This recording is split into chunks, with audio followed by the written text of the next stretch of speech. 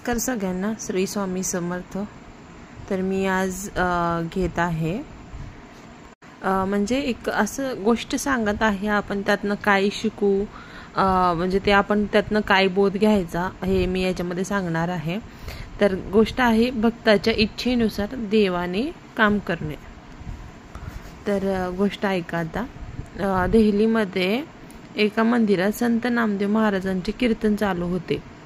खुद्द बादशहाच्या कानावर त्यांची कीर्ती गेली। तेव्हा नामदेवांचे कीर्तन एक वेळ ऐकून त्यांच्या संतपदाची प्रचिती पाहण्याचा विचार बादशहाच्या मनात आला।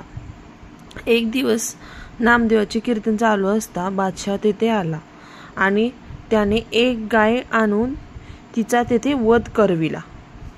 बघा नंतर काय झालं, नंतर त्याने नामदेव महाराजांना सांगितले, जर ही मेलेली गाय जिवंत करू उठवशील तरच तू खरा साधू, नाहीतर तुझा शिरच्छेद करेन। किती दिवसात गाय जिवंत करशील? असं कोणी म्हणालं? बादशाह नामदेवांना म्हणायला लागले। असे नामदेवांना विचारल्यावर त्यांनी सांगितले 4 दिवसात उठवी। नामदेवांनी पण आश्वासन दिले, मी गायीला 4 दिवसात उठवेन। हे ऐकून बादशाह निघून गेला। हे संकट पाहून नामदेवास फार चिंता वाटू लागली। त्याने पांडुरंगाचा धावा आरंभला।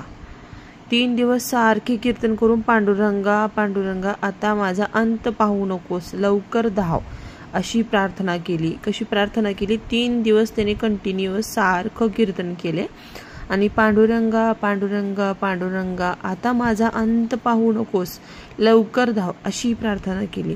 4थ्या दिवशी देवाने नामदेवाच्या अंतःकरणात प्रकट होऊन तात्काळ ती गाय उठवली आणि नामदेवास म्हणले, सावध हो आणि डोळे उघडून पहा।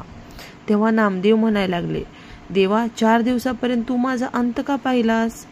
तेव्हा विठोबा म्हणायला लागले, नाम्या आताच गाय उठवतो असे तू म्हणाला असतास तर मी त्याच वेळी येऊन ती गाय उठवली असती, परंतु तू 4 दिवसाची मुदत घेतलीस म्हणून मला थांबणे भाग पडले। किती छान आहे ना। मी तुम्हा भक्तांना अधीन आहे, जसे तुम्ही बोलाल तसे मी त्याच वेळी केल्या वाचून राहणार नाही।